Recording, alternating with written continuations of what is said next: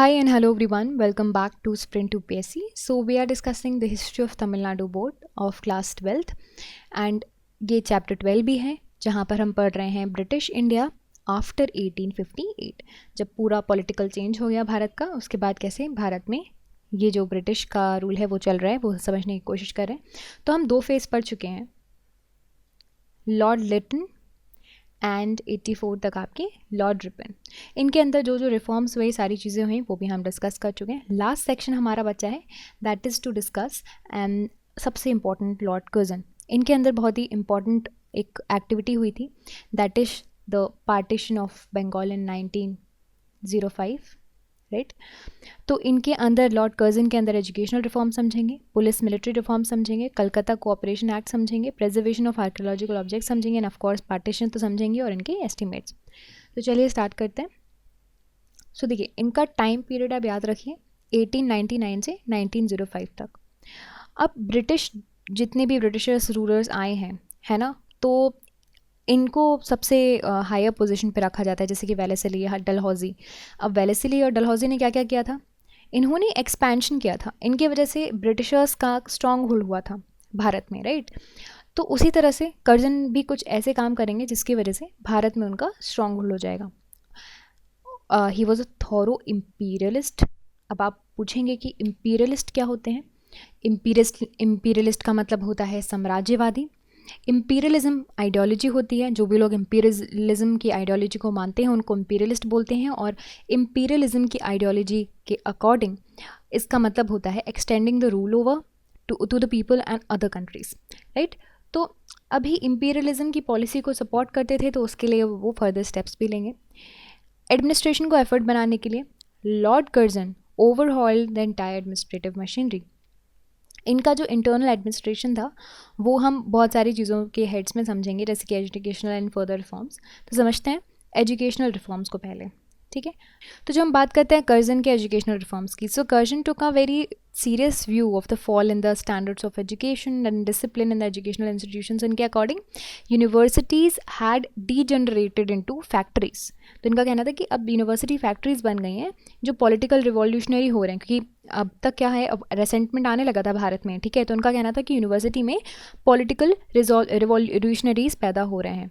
अब educational system को एक ऑर्डर में सेट करने के लिए ही instituted in 1902 sorry university commission, ठीक है।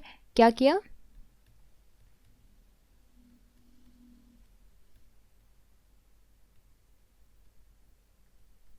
अब ये commission it will set up into the entire question of university education in the country. अब इसके बेसिस पे अब इनके कमीशन बन गई। कमीशन कुछ चीज़ रिसर्च करेगी और क्या करेगी, रिकमेंडेशन देगी, रिपोर्ट्स बनाएगी, ठीक। इनके according Curzon brought in an Indian university act 1904। 1904 में इन्होंने क्या लेकर आए फिर,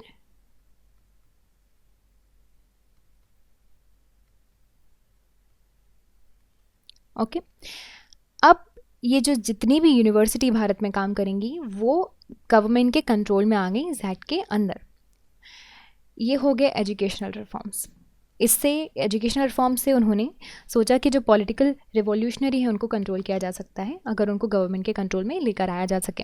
क्योंकि सपोज अगर कोई यूनिवर्सिटी है, वहाँ पे किसी भी तरह का अपराइजिंग हो रही है ना, प्रोटेस्ट हो रहा है, तो जब यूनिवर्सिटी गवर्नमेंट के अंदर है तो उसको कंट्रोल करना ईजी हो जाएगा, लीगल भी हो जाएगा। अब पुलिस एंड मिलिट्री रिफॉर्म्स की बात करते हैं। तो ही believed in efficiency and discipline. उन्होंने पुलिस कमीशन 1902 में सेटअप करी under the chairmanship of sir Andrew Fraser, ठीक है। इन्होंने जो भी रिकमेंडेशंस पुलिस कमीशन ने भेजे थे उन सबको इम्प्लीमेंट भी किया। इन्होंने ट्रेनिंग स्कूल्स भी सेटअप किए ऑफिसर्स के लिए, कांस्टेबल्स के लिए, सबके लिए, and introduced provincial police services. Provincial police services यानी कि अब जो भी प्रोविंसेस होंगे, स्टेट्स होंगे, वहाँ पे पुलिस सर्विसेज होगी। As for the remodeling of the army, it was by and large done by Lord Kitchener, the commander-in-chief of the army during the time of Curzon's time, right? So वो हुआ। अब बात करते हैं Calcutta cooperation act 1899 के बारे में। एक नया लेजिस्लेशन लेकर आए वॉइसराय, जिसको बोला जाता है Calcutta cooperation act.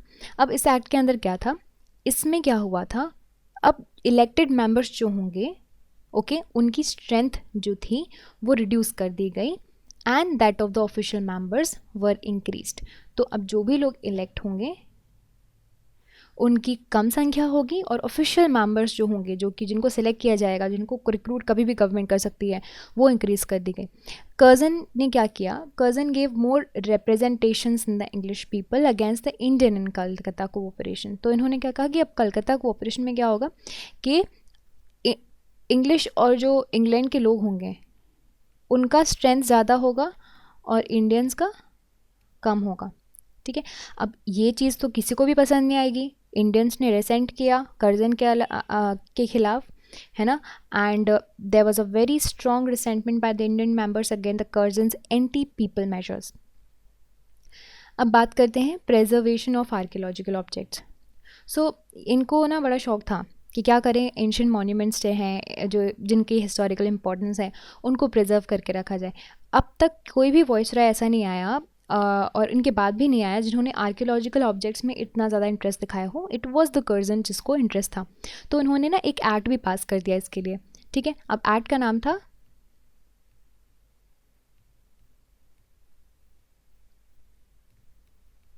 Ancient monument act 1904।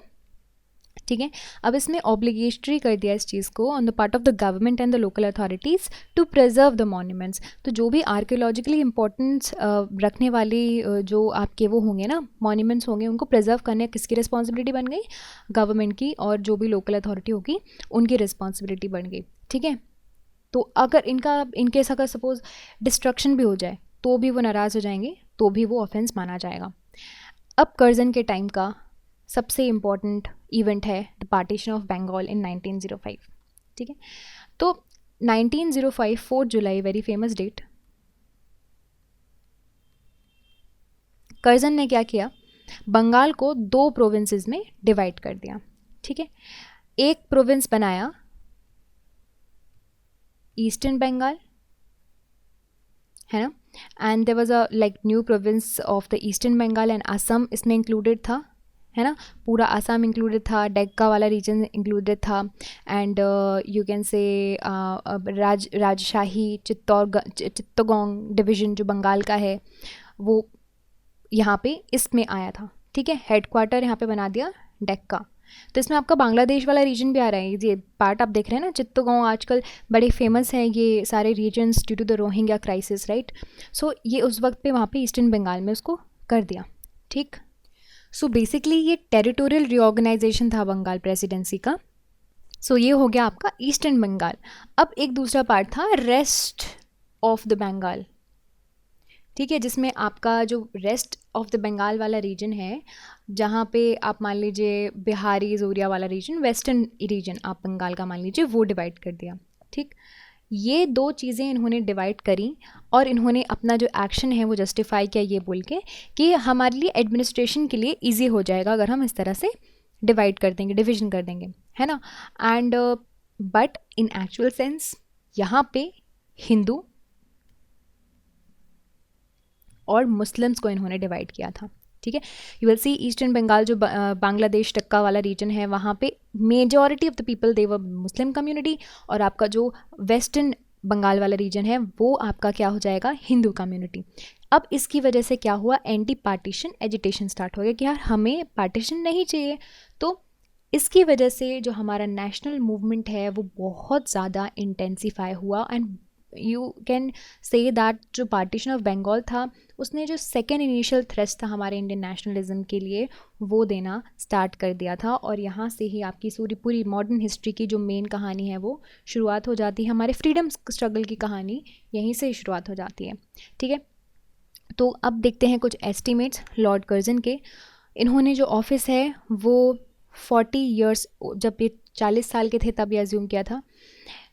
As we already said that he was a good imperialist and he supported imperialism, और इनके जितने भी रिफॉर्म्स हैं, मेजर्स हैं, they were presided by an expert commissions and its recommendations, and हर एक चीज़ को, इंडियन प्रॉब्लम्स को इंडियन एस्पेक्ट से स्टडी किया करते थे.